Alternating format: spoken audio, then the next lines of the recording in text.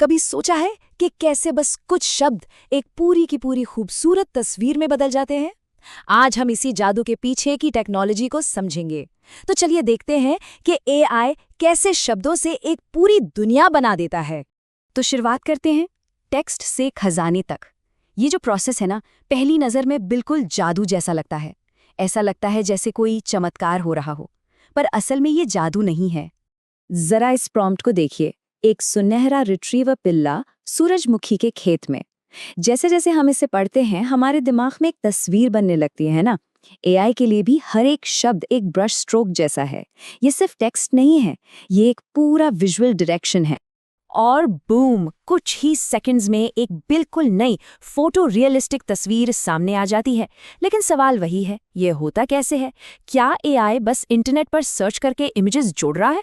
लोगों को अक्सर यही लगता है, पर सच्चाई इससे कहीं ज्यादा दिलचस्प है। तो चलिए सबसे पहले इस सबसे बड़ी गलतफहमी को ही दूर करते हैं। एआई इमेज जनरेटर कोई फैंसी सर्च इंजन नहीं है। तो आम सोच क्या है कि एआई इंटरनेट से अलग अलग तस्वीरों के टुकड़े कॉपी पेस्ट करता है, लेकिन सच्चाई बिल्कुल अलग है। असल में एआई अपने सीखे हुए पैटर्न्स के बेस पर बिल्कुल स्क्रैच से एकदम नई इमेज बनाता है। हर बार कुछ नया, कुछ यूनिक। इसे समझने का सबसे अच्छा तरीका ये है, सोचिए एक आर्ट स्टूडेंट के बारे में। उसने लाखों पेंटिंग्स देखी हैं, अलग अलग आर्टिस्ट का काम स्टडी किया है, लेकिन जब वो खुद कुछ बनाता है तो वो किसी एक की नकल नहीं करता। वो अपनी इंस्पिरेशन से कुछ नया क्रिएट करता है। एआई भी बिल्कुल ऐसे ही काम करता है। वो इमेजेस को याद नहीं रखता, वो उनसे सीखता है। तो ठीक है, अगर एआई कॉपी पेस्ट नहीं करता तो फिर ये काम करता कैसे है? चलिए इस पूरे क्रिएटिव प्रोसेस को स्टेप बाय स्टेप देखते हैं। ओके, तो ये हैं इसके मेन स्टेप्स। पहला, आपका प्रॉम्प्ट। उसे एआई एक न्यूमेरिकल रेसिपी में बदल देता है जिससे वो समझ सके।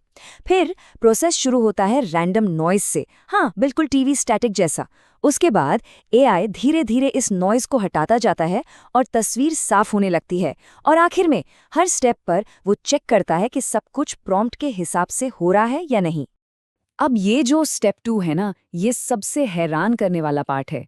सोच के देखिए, एआई की आर्ट की शुरुआत एक खाली कैनवस से नहीं, बल्कि प्योर रैंडम नॉइज यानी बिल्कुल बेतरतीब पिक्सल से भरे कैनवस से होती है, एकदम टीवी स्टैटिक जैसा। क्रिएटिविटी का ये बिल्कुल ही अलग तरीका है। और इसी प्रोसेस को कहते हैं डिफ्यूजन। नाम से ही साफ है, एआई इस नॉइज को स्टेप बाय स्टेप डिफ्यूज करता है, यानी साफ करता है। हर स्टेप में थोड़ा और नॉइज हटाया जाता है और उसके नीचे छिपी तस्वीर सामने आने लगती है। और यहाँ आप देख सकते हैं कि कैसे कियोस से ऑर्डर निकलता है। धीरे धीरे धुंधले से शेप्स साफ चीजों में बदलने लगते हैं। ये तब तक चलता है जब तक एक फाइनल डिटेल्ड इमेज तैयार ना हो जाए। तो इस पूरे प्रोसेस के पीछे का दिमाग क्या है? कौन सी टेक्नोलॉजी है जो इस जादू को सच बनाती है?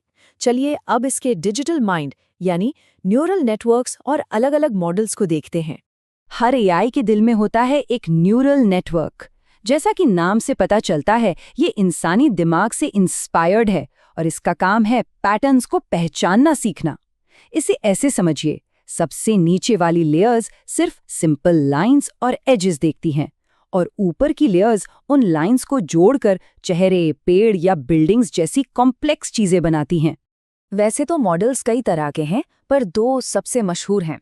एक तो है डिफ्यूजन मॉडल्स, जिसके बारे में हमने अभी बात की, नॉइस से इमेज बनाने वाला। और दूसरा है गैन्स। इसमें दो एआई एक दूसरे से कम्पीट करते हैं। गैन्स का कॉन्सेप्ट बड़ा मजेदार है। इसमें एक टीम में दो खिलाड़ी हैं। एक है जेनरेटर, जो एक नकली तस्वीर बनाता है, और दूसरा है डिस्क्रिमिनेटर, जिसका काम है पकड़ना कि ये तस्वीर असली है या नकली। जेनरेटर डिस्क्रिमिनेटर को बेवकूफ बनाने की कोशिश करता है और डिस्क्रिमिनेटर बेहतर से बेहतर पकड़ने की कोशिश करता है। इस कंपटीशन में दोनों इतने बेहतर हो जाते हैं कि आखिर में बिल्कुल रियल लुकिंग इमेजेस बनती हैं। तो सवाल ये है कि इन सब का मतलब क्या है? ये टेक्नोलॉजी सिर्फ कूल तस्वीरें बनाने के लिए नहीं है, ये पूरे क्रिएटिव वर्ल्ड को बदल रही है। पर यहाँ एक बहुत जरूरी बात समझनी है, एआई इंसानी मायनों में क्रिएटिव नहीं है। वो सोचता या इमेजिन नहीं करता, वो प्रिडिक्टिव है। उसका काम है मैथमेटिक्स और प्रोबेबिलिटी का इस्तेमाल करके अपने ट्रेनिंग डेटा के आधार पर सबसे पॉसिबल इमेज बनाना।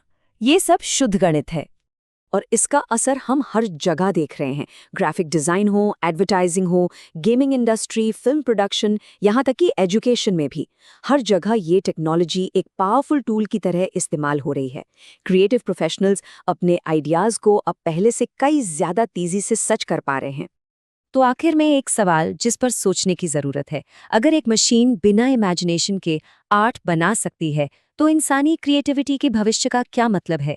इस पर ज़रूर सोचिए। सुनने के लिए शुक्रिया।